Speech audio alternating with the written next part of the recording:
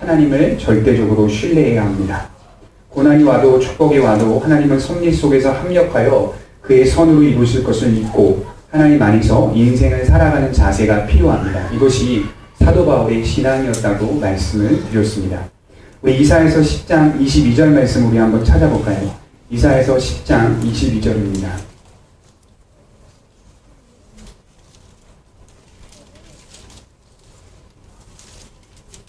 이사야서 10장 22절입니다.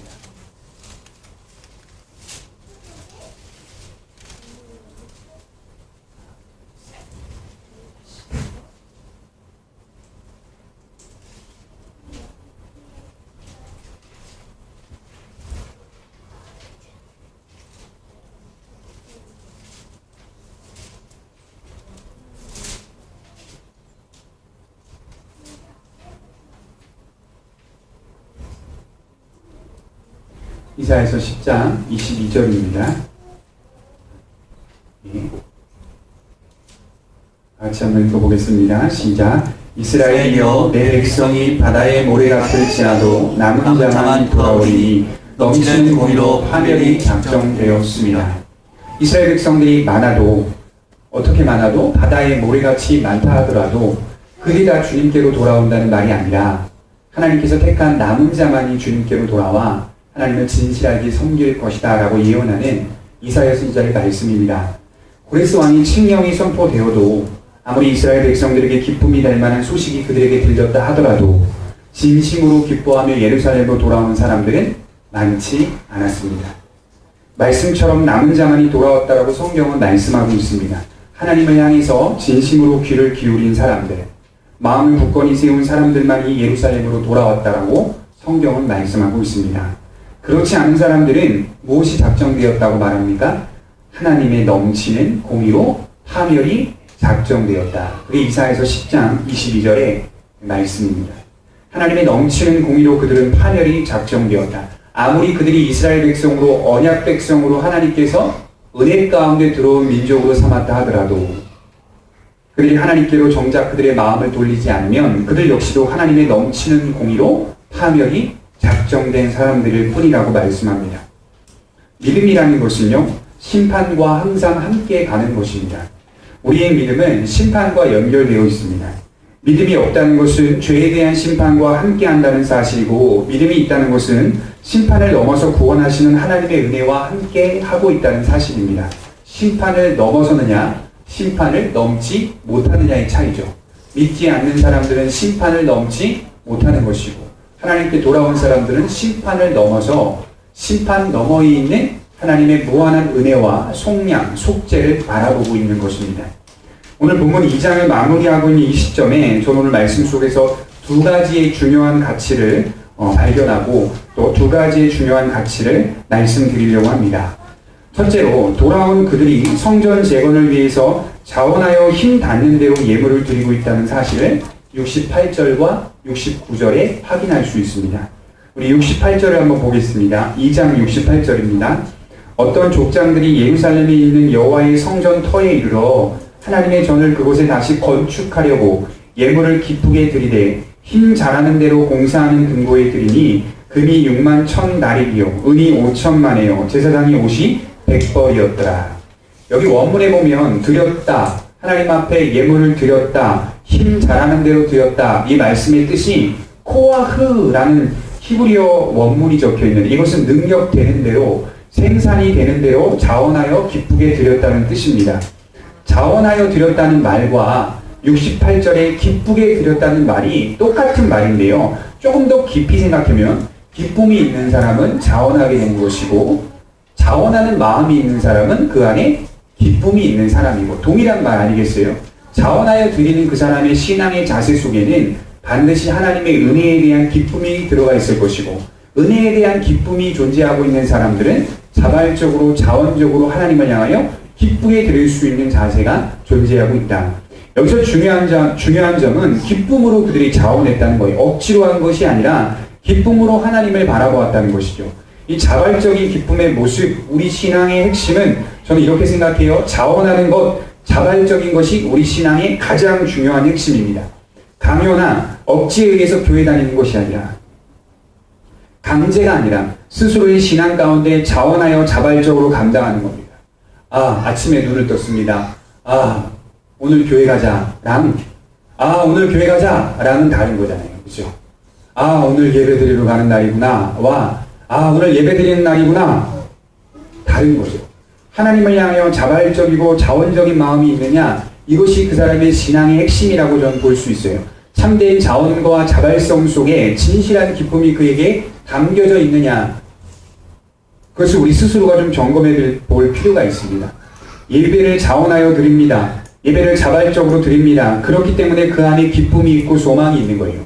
하나님의 음성과 하나님의 뜻을, 하나님의 깨달음을 누가 들을 수 있죠? 자발적이고 자원하는 마음이 있는 사람이 들을 수 있는 거예요. 찬송도 자원하는 마음, 자발적으로 찬송합니다.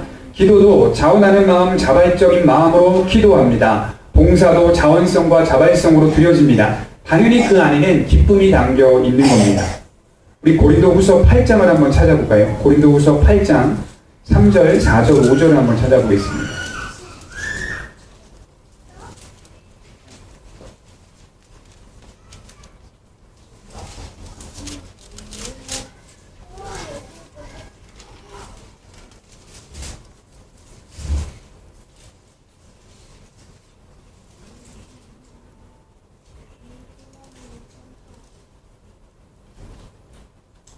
고린도후서 8장 3절, 4절, 5절입니다. 읽어드리겠습니다. 내가 증언하노니 그들이 힘대로 할 뿐 아니라 힘에 지나도록 자원하여 이 은혜와 성도 섬기는 일에 참여함에 대하여 우리에게 간절히 구하니, 우리가 바라던 것뿐 아니라 그들이 먼저 자신을 주께 드리고 또 하나님의 뜻을 따라 우리에게 주었도다. 바울은 지금 마게도냐 성도들에게 신앙을 고린도 교회 성도들에게 칭찬하고 있습니다. 시련 가운데서도 마게도냐 성도들이 사정이 좋아서도 아니고 여유가 있어서가 아니라 그들은 그런 시련과 환난 속에서도 자원하여 다른 교회를 섬기는 연보를 힘에 지나도록 드렸다라고 본문에서 말씀하고 있습니다. 본문과 마찬가지로 자원하는 기쁨으로 이 일을 감당했다라고 얘기하고 있는 겁니다. 여러분, 마게도냐 성도들이 그 지역의 어려운 교회들을 힘에 지나도록 힘을 다하여 헌금하여 다른 교회를 돌보았다는 그 힘, 그 믿음, 그 마음, 도대체 그들의 자원성과 자발적인 기쁨의 헌신은 어디서 나왔을까? 라고 찾아보니까 고린도후서 8장 5절을 한번 보겠습니다. 5절 말씀을 다시 한번 보세요. 5절에 보면 이렇게 적혀 있어요. 우리가 바라던 것뿐 아니라 그들이 먼저 자신을 주께 드리고 또 하나님의 뜻을 따라 우리에게 주었도다. 여기서 가장 중요한 말씀이 나오죠. 그들이 그러한 자원하는 마음으로 다른 교회를 섬기고 힘에 지나도록 연보할 수 있었던 핵심 신앙의 내용은 그들이 먼저 하나님께 자신을 드렸다, 이렇게 기록하고 있는 거예요. 5절에 자신을 먼저 주께 드린 사람이기 때문에 자원하는 마음으로 다른 이들을 향하여 힘에 지나도록 연보하여 도울 수 있었다는 거예요. 그들이 사정이 좋아서가 아니었고요, 그들이 환난을 안 받아서가 아니라 환난을 받고 있는 시점이었어요. 그들은 고통스럽고 그들은 여유가 있지 않았습니다. 그럼에도 불구하고 그들의 신앙은 한 마음과 한 뜻이 되어 서로 힘을 합하여 자원하는 마음으로 다른 교회의 어려움들을 돌봐주고 섬기고 있었다는 것을 볼 수 있다는 거죠. 왜요? 그들이 먼저 자신을 주께 드린 존재이기 때문에, 자신을 주께 드린 상태이기 때문에. 여기서 자신을 주께 드렸다는 말이 뭔지 아십니까? 무엇일까요? 자신을 주께 드렸다는 것은 진심으로 그가 회개했다는 것이고 거듭난 사람이라고 말해요. 그리스도 예수를 자신의 구원자로 받아들인 사람, 진심으로 주님을 진심으로 믿고 있는 사람, 믿음이 연약하여 실수하고 넘어질 수 있으나 그 중심이 진실되게 하나님께 드려진 사람을 의미합니다. 이해가 되시죠? 이 드렸다는 표현은요, 부분적으로 드렸다는 말이 아니에요. 그 뜻이 아니라 인생 전체를 주님께 드려진 사람, 이런 뜻입니다. 이제는 내 인생의 목적과 방향이 그동안 내 뜻과 내 고집과 내 소유와 내 것으로 살았다면, 이제는 하나님의 영광을 위하여 하나님의 뜻과 목적을 향해 달려가는 다른 법질하는 경주자로서 살아가는 진실한 신앙을 의미하는 겁니다. 그 사람을 향해 진심으로 주께 드려진 사람이라는 거예요. 그러니까 주께 드려진 사람은 뭐든지 할 수 있을까요? 없을까요? 할 수 있다는 거예요. 하나님 향하여 드려진 사람은 하나님을 향하여 하는 모든 것에 있어서 자원하고 자발적인 마음이 존재하고 있는 것이 당연한 거예요. 내 소유와 내 것, 내 뜻, 내 고집에서 이제는 내 전체를 주님께 드려 인생을 걸고 사는 사람만이 자발성, 믿음의 자원성이 나타나는 거라고 저는 믿어요. 믿음은 여러분 드려지는 겁니다. 드려지는 거. 뭘 드리는 걸 얘기하는 게 아니라 믿음은 애초에 여러분들의 존재가 드려지는 거예요. 누구에게? 하나님께 드려지는 거예요. 하나님 당신이 우리에게 드려라. 이 개념이 아니라 그동안 한국교회가 당신이 우리에게 드려라. 당신님이 우리에게 드려봐라. 내가 이렇게 했으니 이렇게 신앙생활 했다면 이제는 한국교회 성도들이 전체적으로 반성하여 우리 인생 전체를 주님께 드리며 그 방향성을 놓지 않겠습니다. 그게 바로 믿음이라고 저는 생각합니다. 여러분들의 삶과 인생 가정이 드려지는 겁니다. 그러니까 교회에 나오는 것으로 끝나는 것이 아니라 여러분들의 가정을 드리는 겁니다. 여러분들의 직장을 드리는 거고 여러분들의 사업체를 드려서 방향성을 놓지 않는 거예요. 주님께 드려진 직장이다. 주님께 드려진 사업체다. 주님께 드려진 가정이다. 주님께 드려진 내 자녀다. 내 뜻과 내 고집대로 내 마음대로 할 수 있는 자녀가 아니다. 그것이 하나님을 향한 진실한 믿음이 있는 사람의 모습이라고 생각합니다. 여러분, 믿음은 전체적인 겁니다. 여러분들의 존재의 전체를 드리는 겁니다. 그 전체가 우리 인생 부분을 이끌어가게 하는 거예요. 이해가 되시죠? 믿음이 우리 인생의 부분이 되는 게 아니라 우리 인생 전체가 되어서 부분을 이끌어가야 하는 터인데 믿음이 우리 인생의 부분이 되어 전체는 우리 뜻과 우리 고집과 우리 소유라고 생각하고 믿음은 그 소유와 우리 뜻과 고집 속의 한 부분으로만 생각하고 있는 잘못된 신앙의 인식을 버려야 할 줄 믿습니다. 다시 여러분 에스라서 2장 69절을 한번 보십시오. 에스라서 2장 69절 다시 본문으로 돌아와서 한번 보겠습니다.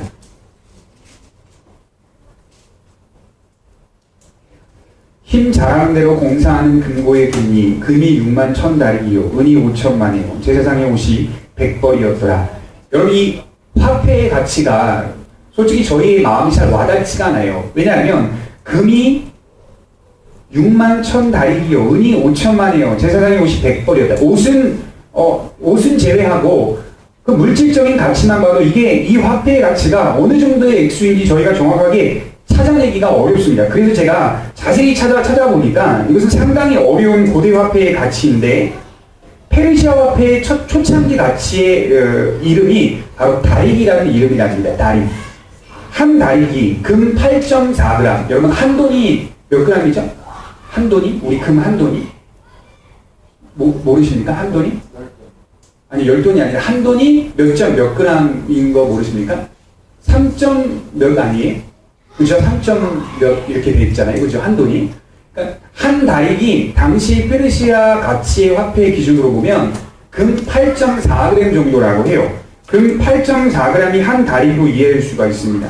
여기서 제가 조금 더 이해시켜 드리기 위해서 최초의 예루살렘 성전이 건설되었을 때 초창기의 예루살렘 성의 폐허가 되기 전에 초창기 성전이 누가 건축했냐면 다윗이 시작해서 솔로몬이 건축을 하게 되거든요. 그때 당시 솔로몬이 예루살렘 성전을 건축할 때 마찬가지로 이스라엘 백성들이 하나님께 자원하여 예물을 기쁘게 드리는 장면이 나와요. 근데 그 액수가 정확하게 성경에 기록되어 있어요. 우리 역대상 29장을 한번 찾아보겠습니다. 역대상 29장 7절을 한번 보겠습니다.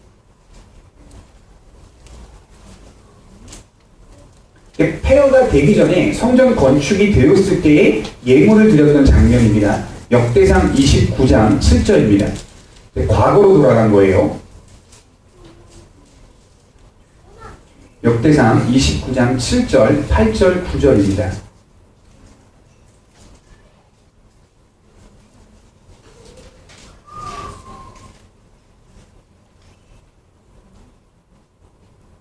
역대상 29장 7절, 8절, 9절입니다.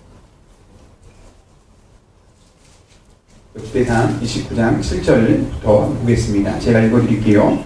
하나님의 성전 공사를 위하여 금 5,000달란트와 금 10,000다리, 은 10,000달란트와 놋 18,000달란트와 철 100,000달란트를 드리고 보석을 가진 모든 사람은 게르손 사람 여이엘의 손에 맡겨 여호와의 성전 곡간에 드렸더라. 백성들은 자원하여 드렸으므로 기뻐하였으니 곧 그들이 성심으로 여호와께 자원하여 드렸으므로 다윗 왕도 심히 기뻐한다. 여기 화폐 가치가 나오죠. 화폐의 명칭이 나옵니다. 다윗 왕과 이스라엘 백성들이 성전 건축을 위해 오래전 자원하여 예물을 드렸는데 여기서는 다윗과 함께 쓰여진 화폐 명칭이 달란트라는 화폐 명칭이 나와요. 그렇죠? 다릭과 함께 써야 돼요. 달란트가 다릭이라는 화폐 가치보다 큰 액수입니다. 더 훨씬 큰 액수예요. 그래서 계산을 제가 해보았더니, 제가 쉽게 알려드리기 위해 계산을 해보았더니 에스라 시대 때 드려진 액수는 0.5톤의 금과 3톤에 이르는 은을 하나님께 드렸어요. 이스라엘 백성들이 0.5톤의 금과 3톤에 이르는 은을 드렸어요. 그런데 다윗 시대 때 드려진 이 금액은 8,000톤의 금과 4만 톤의 은을 드렸습니다. 어떤 게 더 커요? 다윗 시대가 훨씬 크죠? 비교할 수 없을 만큼 엄청난 액수를 다윗 시대 때 드렸어요. 그러면 오늘 에스라 시대 때 드렸던 성전 재건을 위하여 드렸던 이 화폐는 액수로 따지자면 턱없이 부족한 액수입니다. 그래서 보통 하나님께 예물을 드렸다라는 이 본문을 보게 되면, 에스라 본문을 보게 되면 많이 드렸나 보다 라고 생각할 수 있겠지만 사실은 많은 금액이 아니었다라고 평가할 수 있어요. 정리해보면 오늘 드려진 예물의 액수는 다윗 시대 때 드려진 예물의 액수에 비하면 턱없이 작은 예물이었습니다. 당연하죠. 왜 그렇죠? 턱없이 작은 예물을 드릴 수밖에 없었던 이유가 있잖아요. 왜 그렇죠? 그들은 노예였잖아요. 그들은 식민지 생활을 하고 있었으니까 그들이 갖고 있는 물질이 얼마나 되겠습니까? 자기의 토지가 있었겠습니까? 자기의 무슨 어떤 재산이 많이 있었겠습니까? 다 대부분 받았잖아요. 그러니 1장에 에스라 그 1장에 보면 페르시아 왕 고레스가 이스라엘 백성들을 예루살렘으로 보낼 때 자기가 직접 보물을 쥐어주잖아요. 손에 가지고 가라. 성전 건축을 위해서 가지고 가라. 이렇게 말하잖아요. 막 여러 선물들도 막 쥐어줘요. 따지고 보면 이 액수는 굉장히 작은 액수입니다. 그럼에도 불구하고 하나님은 다윗 시대 때나 에스라 시대 때나 모두 동일하게 기뻐 받으셨다는 내용을 하고 있는 거예요. 동일하게 기뻐 받으셨다. 저는 이 사실이 가장 중요하다고 생각해요. 하나님이 그들의 예물을 기뻐 받은 조건은 액수의 양이 아니었다는 거예요. 액수의 양.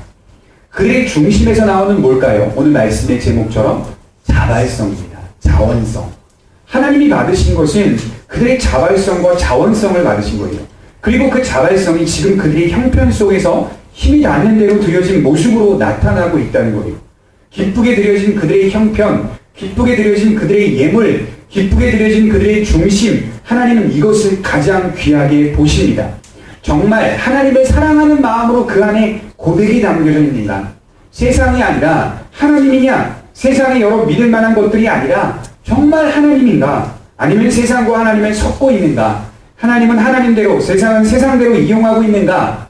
인생은 결코 반반이 될 수 없습니다. 제가 이렇게 살아보니까요, 얼마 살진 않았어도요, 여러분들도 살아보셔서 아실 겁니다. 인생을 살면서 중요한 것은 반반이 없어요. 항상. 생각해보세요. 양념 반, 프라이드 반은 있어도 중요한 것에는 반반이 항상 없어요. 고시를 준비하는 학생은 고시원에 들어가 모든 것을 전념해야 합니다. 직장인은 직장에 있는 동안 모든 것을 직장 시간에 전념해야 합니다. 의사는 수술의 모든 것을 전념해야 합니다. 수술하면서 카카오톡을 보낼 수 없어요. 남편은 아내에게 모든 것을 다 해야 되고 아내는 남편에게 모든 것을 다 해야 합니다. 인생 속에 중요한 것은 항상 반반이 아니었어요. 생각해보세요.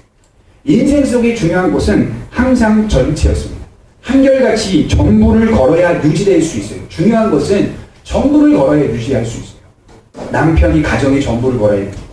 아내가 가정의 전부를 걸어야 자식이 유지될 수 있는 거예요. 직장에 우리의 직장 시간에 전부를 걸어야 직장에 있는 여러 가지 측면을 유지할 수 있는 거예요. 중요한 것은 항상 전부를 걸어야 유지될 수 있었다는 중요한 가치가 있어요. 그럼 여러분, 믿음은 이보다 훨씬 중요한 거잖아요. 인생을 살아가는 철학보다 훨씬 중요한 거랍니다. 가장 중요한 믿음은, 구원은 이보다 더 깊은 자세를 우리에게 요구하고 있는 거예요.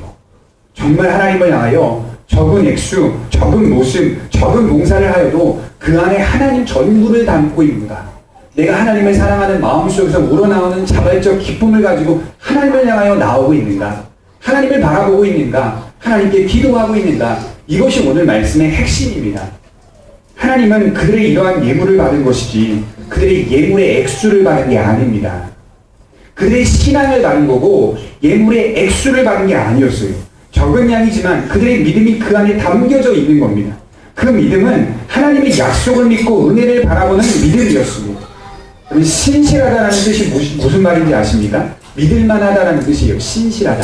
우리가 신실하신 하나님, 신실하신 하나님 이런 고백 자주 하잖아요. 이 신실하다라는 단어가 피스토스인데 믿을만하다. 세상의 그 어떤 것보다 다 구분하고 구별하여도 하나님만큼 믿을만한 대상은 세상에 없다. 이게 신실하다는 단어의 뜻이에요. 우리가 하나님을 신실하게 믿고 있는가? 신실하신 하나님을 믿고 붙잡고 있는가? 하나님은 정말 세상의 그 어떠한 것보다도 믿을만한 분이시다 라고 분명히 부여잡고 있는가? 그게 중요한 겁니다. 오늘 말씀에 믿을만한 거예요. 하나님의 말씀은 믿을만하고 세상의 어떠한 것보다 구별해 놓는 그런 분명한 신앙이 있어야 하는 겁니다. 둘째로 우리가 중요하게 볼 수 있는 가치는 돌아온 이스라엘 백성들은 성전 재건을 하기 전에 먼저 제사 제도를 가장 먼저 회복시켰다는 겁니다. 우리 70절 말씀을 한번 보겠습니다. 2장 70절입니다.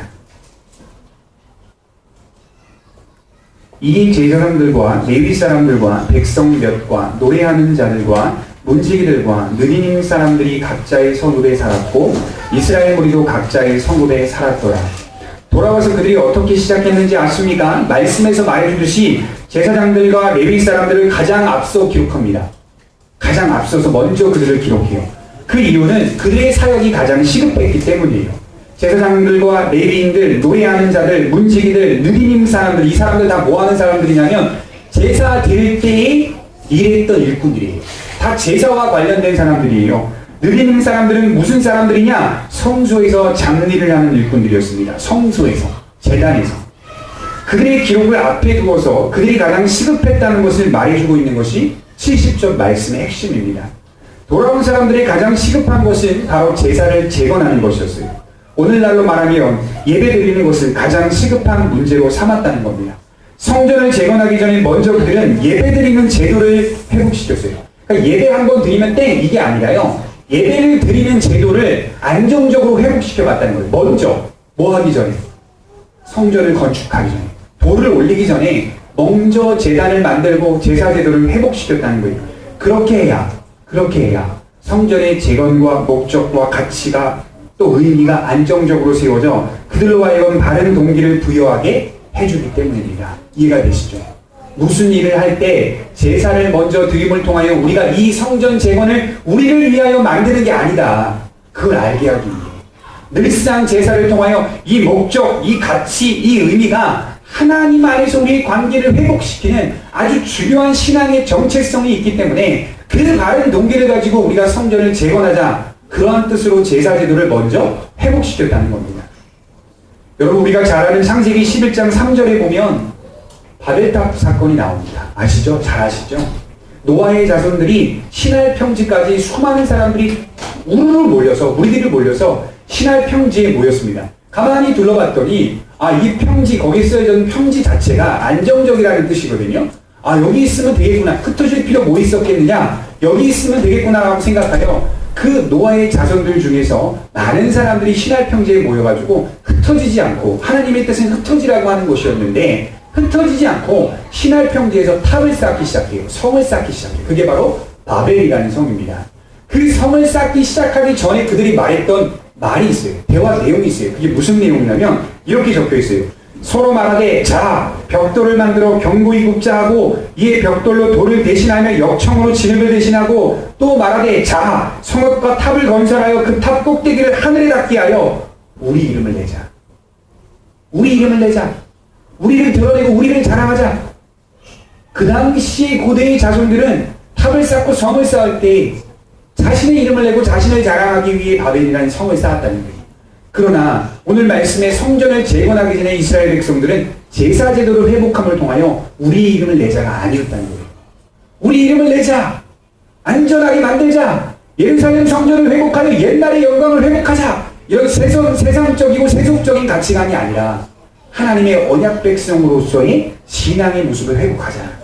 우리가 누구냐? 우리가 누구였더냐? 다윗이 누구였더냐? 아브라함이 누구였더냐? 하나님이 택한 하나님의 백성 아니냐? 은혜를 받은 자 아니냐? 은혜 속에 묶여있는 자 아니냐? 우리의 자손 대대로가 하나님의 자손과 하나님의 언약으로 묶여있는 영원한 언약, 베리트 올람이라고 하는데 영원한 언약 속에 있는 관계 속에 있는 자들 아니냐? 그러니 그 은혜 안에서 우리의 신앙을 회복해 가자.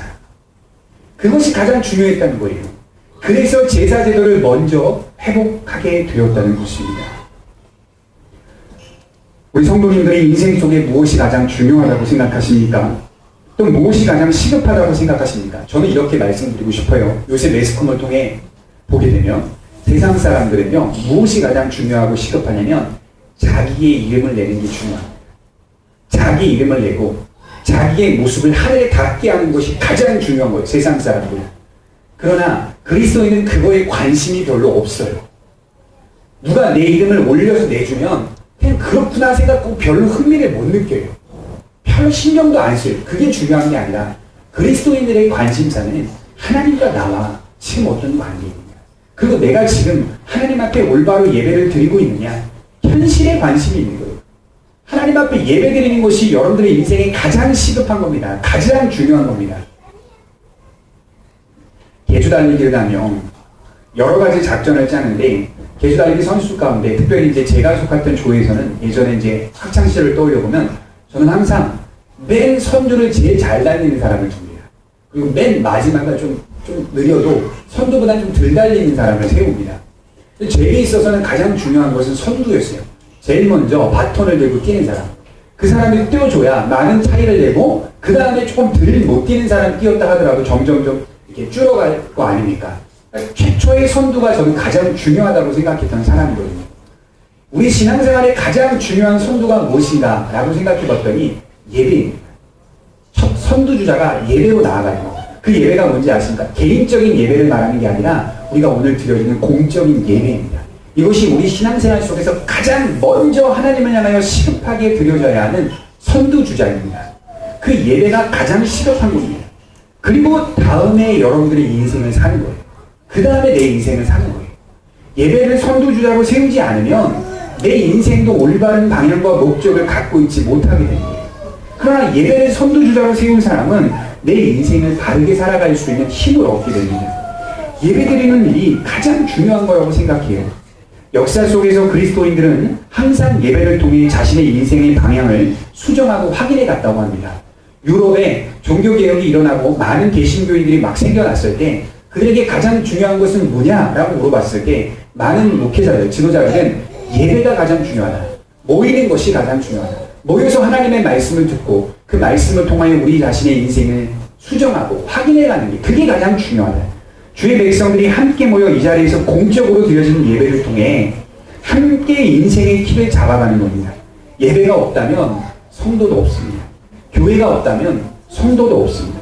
교회는 성도를 지탱해주는 기구이자 제도라고 생각합니다. 우리가 이 시간 안에서 우리 삶을 발견하고 수정해가는 거예요. 하나님은 신자가 드리는 예배 시간 속에서 성령으로 역사하여 말씀을 받게 하시고 그 말씀을 사용하셔서 우리의 이성과 마음을 움직이십니다. 그게 공적인 예배 시간을 통해 일어나는 거죠. 이해가 되시죠? 가장 신뢰할 만한 것, 여러분들 스스로가 개인적으로 기도하면서 깨닫고 깨달아지는 그러한 그 하나님에 대한 깨달음보다 공적으로 드려지는 예배를 통해 깨닫는 것이 훨씬 신뢰할 만해요. 왜요? 말씀을 근거하여 선포되고 있는 말씀 속에서 여러분들이 깨닫고 있는 거거든요. 그것이 가장 신뢰할 만하거든요. 하나님은 이 공적 예배를 통하여 말씀 속에 역사하여 신자의 이성과 마음을 막 움직여 틀립니다.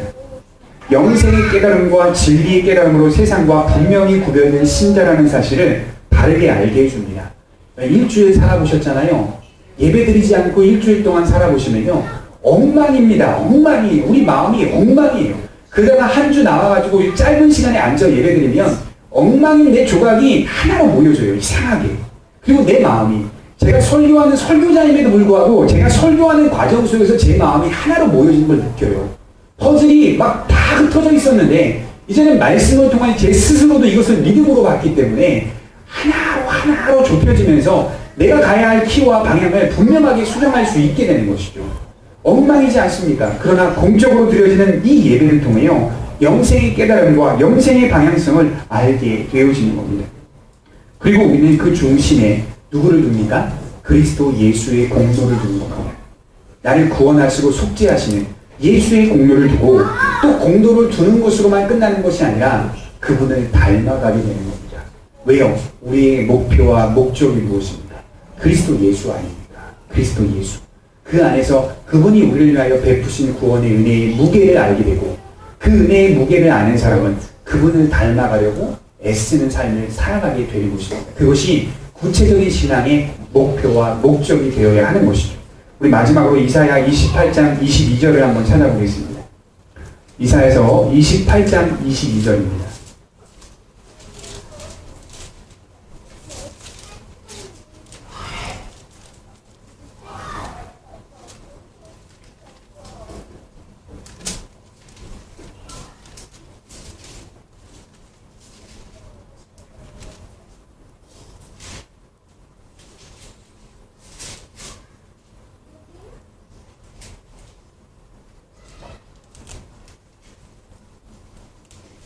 이사야서 28장 22절 말씀입니다.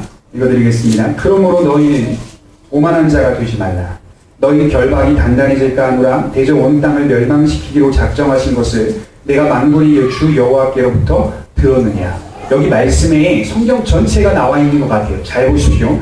세상의 방향성은, 세상의 끝은 하나님께서 대저 온 세상을 멸망시키기로 작정한 가운데 세상이 운영되어지고 있습니다. 운행되고 있습니다. 그렇죠? 그러면 심판이라는 목적성을 가지고 세상이 진행되고 있는 것이죠.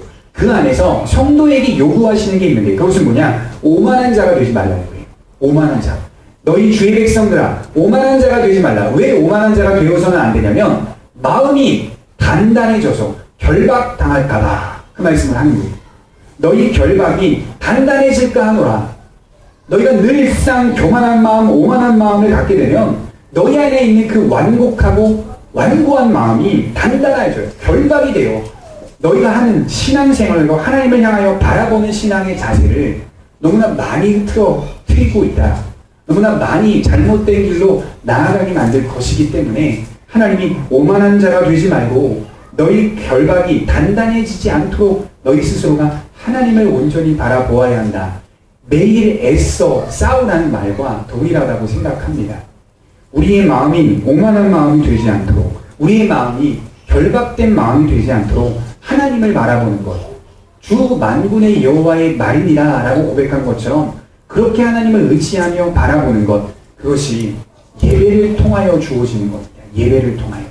결박이 풀리고 마음이 단단해지지 않는 것.